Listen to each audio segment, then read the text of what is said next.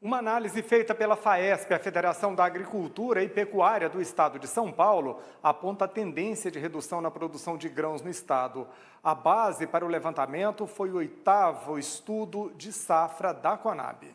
E para entender os motivos, dessa redução, a gente vai conversar agora ao vivo aqui por Skype com Cláudio Brizolara. Ele é chefe do Departamento Econômico da FAESP.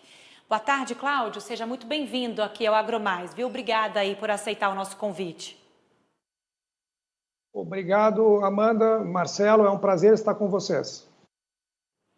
Ô Cláudio, o prazer é nosso, viu? E eu queria que você começasse explicando para a gente o que é que a FAESP aponta como causa para a redução na produção da safra de grãos aí no estado.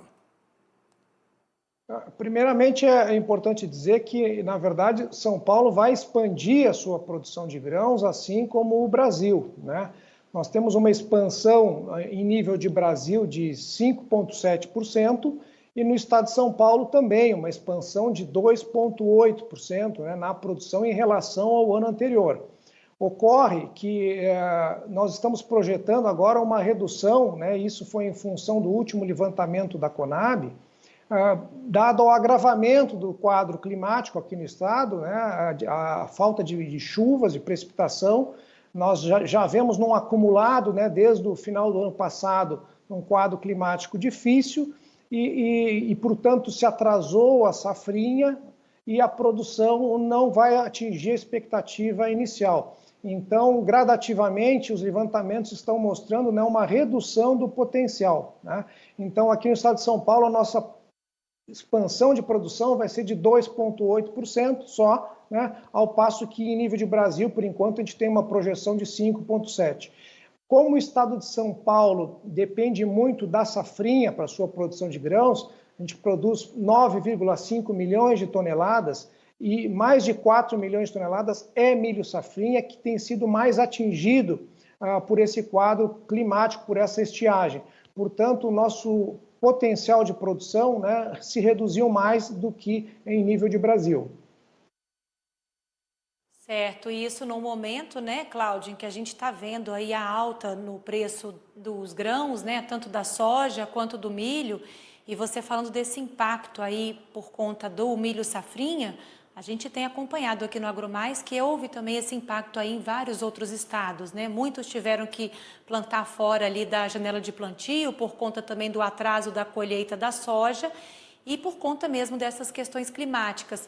Agora, falando da economia paulista, qual que é o impacto aí na economia, né, dada a importância aí do agro para o estado, dessa estimativa aí de produção menor?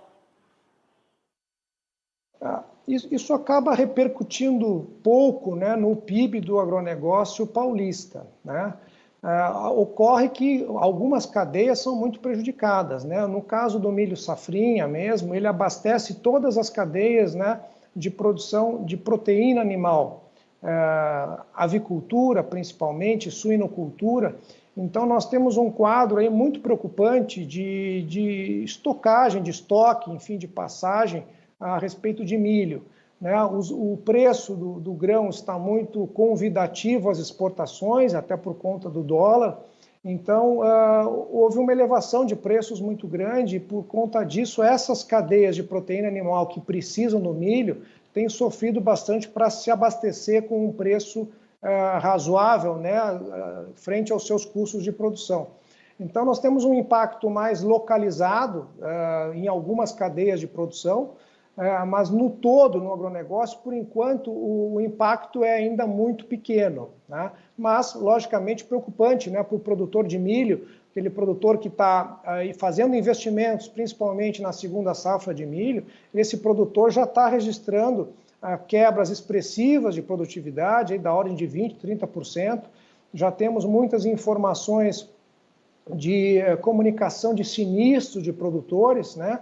Porque já estão antevendo que não vão conseguir atingir os níveis de produtividade adequados, portanto, vão ter que acionar o seguro. Então, para esse produtor de milho, né, é um prejuízo que se avizinha. Ô Cláudio, a gente acabou de noticiar, inclusive, aqui no Agrotarde, essa história da crise hídrica e crise energética que fez o governo disparar aquele alerta, e entre as possibilidades está o fato de, às vezes, o produtor ter de usar menos ou não usar a irrigação justamente para economizar água. De que maneira isso pode gerar um impacto aí na produção do estado de São Paulo, uma vez que o estado é um dos grandes responsáveis pelo PIB brasileiro, inclusive no setor agro? Sem dúvida, essa situação nos preocupa bastante, né?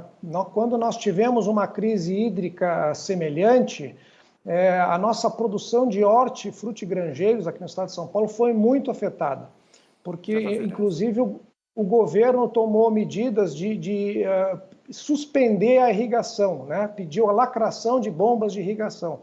Então, estamos já preocupados com essa situação, estudando meios de orientar os produtores, né? Sugerindo a racionalização no uso da água, principalmente, porque o primeiro setor que é afetado é a produção de hortaliças, produção de verduras folhosas aqui no cinturão verde do estado de São Paulo. Então, nós estamos acompanhando de perto essa situação, né, a climática, e também buscando orientação para passar aos nossos produtores, mas isso preocupa muito, né, principalmente para hortaliças aqui no cinturão verde do estado de São Paulo.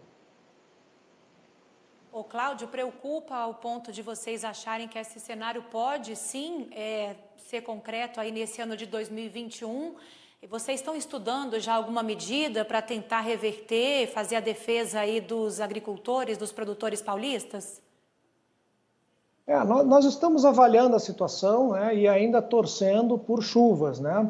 Algumas previsões indicam que nós podemos ter algumas chuvas mais substanciais no mês de maio, a gente está aguardando por isso, antes da chegada do período de seca, propriamente dito. Então, é importante, né, também contar um pouquinho com a sorte, né? Agora, a gente tem que entender o quadro geral, né? A situação não afeta só a agricultura, afeta todas as cadeias produtivas.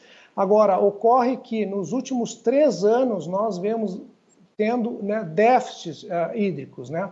Então, a situação não é só nessa safra. Então, nós vemos num acumulado, né, de redução de água, disponibilidade de água no lençol freático, né, e por isso que a gente está chegando nesse quadro um pouco mais complicado. Mas nós vamos tentar orientar os produtores, né, a racionalizar o uso da água, né, mais ainda, né, para que a gente não tenha nenhuma interrupção na produção.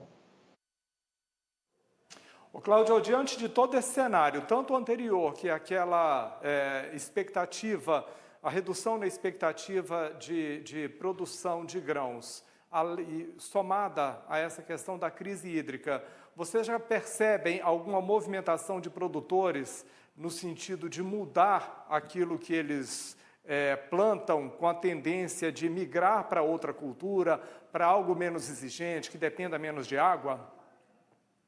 Não temos essa percepção aqui, Marcelo, né?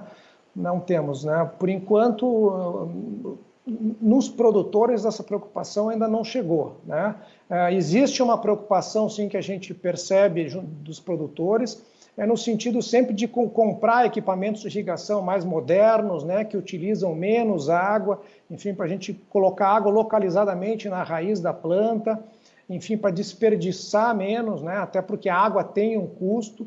Então, a gente percebe essa preocupação do produtor no uso da água, né? Mas não a ponto de se propor alteração nas culturas, né? Isso não. Agora, os equipamentos de irrigação, sim, né? Têm sido cada vez mais sofisticados, né? Se buscando, então, o uso eficiente da água. Isso os produtores têm se preocupado, têm solicitado para a gente aqui sugestões, enfim, ao gotejamento. Então, é uma prática que se usa muito hoje, principalmente para hortaliças, justamente por ser mais eficiente, né?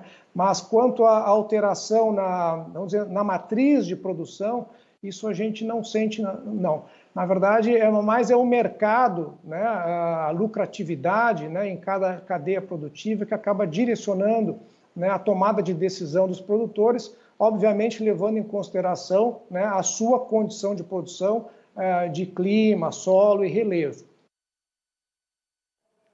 Muito bem, essa foi a nossa conversa com o Cláudio Brizolara, que é chefe do Departamento Econômico da FAESP. Cláudio, quero muito agradecer pela entrevista, seja sempre muito bem-vindo aqui, viu? Obrigada, Cláudio. Boa tarde. Boa tarde, foi um prazer falar com vocês. Muito obrigado.